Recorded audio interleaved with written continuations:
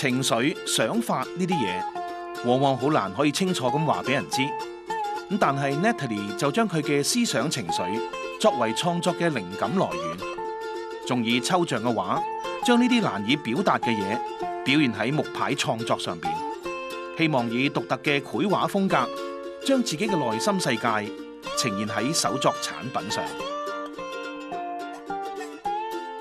其實主要創作嘅靈感都係嚟自於我日常生活嘅。我覺得咧，一路成長嘅過程入邊咧，其實我哋會不停咁面對唔同嘅嘢㗎。即係當然，我哋會將好多感受會擺喺自己嘅心入邊。咁我覺得從我個產品，我希望能夠可以表達到我自己對一啲平時身邊社會嘅事或者自己生活嘅事嘅一啲表達咯。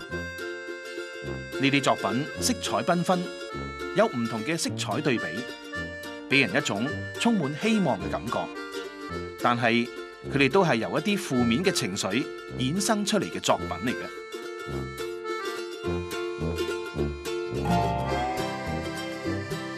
我啲產品嘅圖案咧，通常都會用一啲比較抽象嘅線條啊，同埋即係點線面咁樣去形成嘅。咁而且睇落都會比較色彩繽紛啦。咁係為咗表達唔同嘅情緒狀態啦。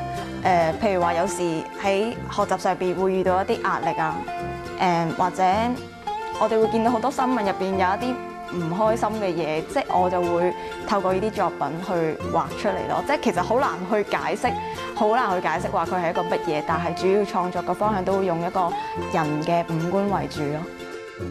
做創作嘅人每個都會有自己獨特嘅性格，而且非常注重原創性，希望顧客可以一睇就知道呢個係邊個嘅作品。但係呢啲元素往往就吸引到好多以商業為先嘅人抄襲。Natalie 亦都遇到同樣嘅問題。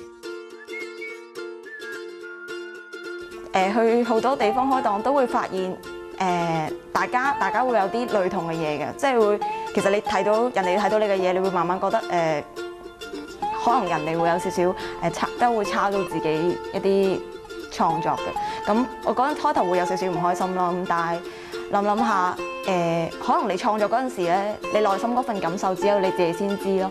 咁我覺得我會一直咁樣去走落去嘅，成長落去，即係我自己會大個，咁諗嘅嘢都會唔同。我覺得佢抄到我表面嘅圖案，但係即係心裏邊嗰樣嘢，佢未必會能夠一模一樣咯，可以將佢化為。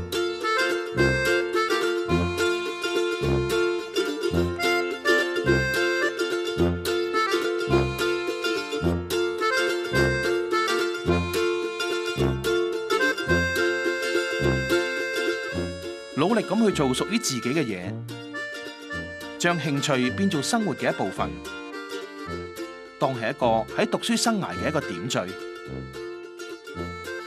Natalie 而家依然都係會參加唔同嘅活動，等更多嘅人認識佢嘅創作。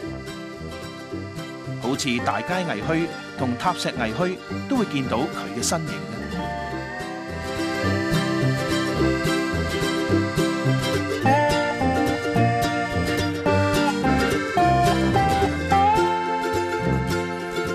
我覺得做呢啲係開心咯，因為可能喺學習上面咧，你未必能夠俾你咁發揮得咁多啊，即係喺我讀書嗰方面。所以我都希望畢咗業之後會繼續發展我呢樣嘢。其實我開頭做呢樣嘢咧，純粹係為咗平衡翻一個學習生活咯。咁而家咁樣做落去，已經開始有啲成績喎，即係我都好希望之後能夠有一個自己嘅小鋪頭，咁樣都繼續創作自己嘅嘢咯。